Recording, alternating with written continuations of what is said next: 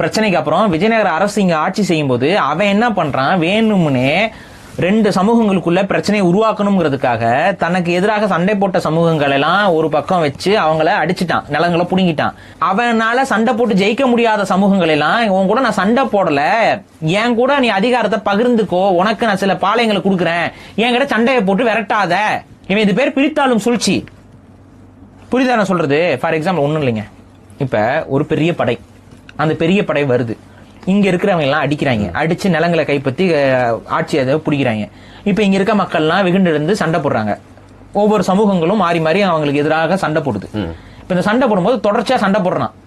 தொடர்ச்சியா சண்டை போடுற சமூகங்கள்ல ஒரு சில சமூகங்கள் என்ன பண்றான், இங்க பாரு எதுக்கு என் கூட சண்டை போட்டுட்டே இருக்க, நம்ம சமாதானமா போனோம். எப்பவுமே ஒரு போர் நடந்துகிட்டே இருக்கும்போது சமாதான பேச்சுவார்த்தை நடக்கும். இது வந்து டிப்ளமேசிங்கிறது ஒரு இயங்கியல்.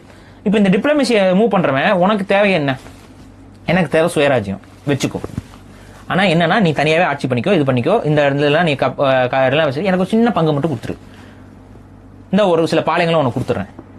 இந்த மாதிரி ஒரு டிப்ளமேட்டிக் ஸ்டான்ஸ் எடுத்து அவன் ஒரு சில சமூகங்களுக்கு பாளையத்தை கொடுத்துட்டான்.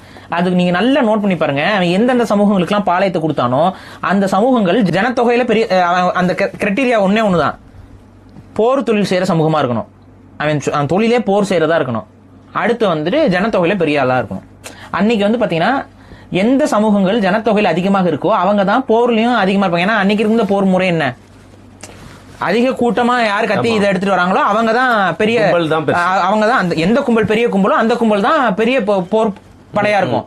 அப்ப அவன் என்ன பாக்குறான், இந்த பெரிய கும்பலா இருக்கிறவன் எல்லாம் விலை பேசு, அவனுக்கு என்ன வேணும்னு கேளு, அவன் சுயராஜ்யம் தானே வேணும்னா அவனே பாளையக்காரனா ஆக்கிரு, மிச்சவன்லாம் அடிமைப்படுத்து, இவனுக்கு மட்டும் கொஞ்சம் நிலத்தை கொடுத்துரு, மத்தவன் நிலத்தெல்லாம் புடுங்கு. இதுதான் நடந்துச்சு. அவன் பிரிச்சுட்டான், பிரிச்சு ஆள்றான். அப்ப ஒரு பகுதி தமிழர்கள்ட்ட இருந்து நிலங்கள் எல்லாம் பிரிக்கப்பட்டு அவங்க ஒடுக்குமுறைக்குள்ளாகிறாங்க. ஒரு சில தமிழ் சமூகங்களுக்கு வந்து இந்த இது எனக்கு கூட சண்டை போடாத, யாரெல்லாம் சண்டை போடுவாங்களோ அவங்க எல்லாத்தையும் அப்பீஸ் பண்ணிட்டான். இதுதான் இது வந்து தொடருது. எத்தனை வருஷத்துக்கு? 400 வருஷத்துக்கு தொடருது. இந்த 400 வருஷத்துல ஏற்றத்தாழ்வு உருவாக்கப்படுமா படாதா? இங்கதான் பகை ஸ்டார்ட் ஆகுது சகோதரர். இதுதான் அது வரைக்கும் ஒண்ணு பின்னா இருந்த சமூகங்களை அவன் உடைச்சு ஒருத்தனுக்கு அதிகாரத்தை கொடுத்து ஒருத்தனை அதிகாரத்தை பறிச்சுட்டான். அதிகாரத்தை பறிக்கப்பட்டவன் கோவம் வரும், கோவம் வர்றதை எதையாச்சும் அடக்குவான். இவன் கூட இருந்த இன்னொருத்தனை வச்சு அடக்குறது.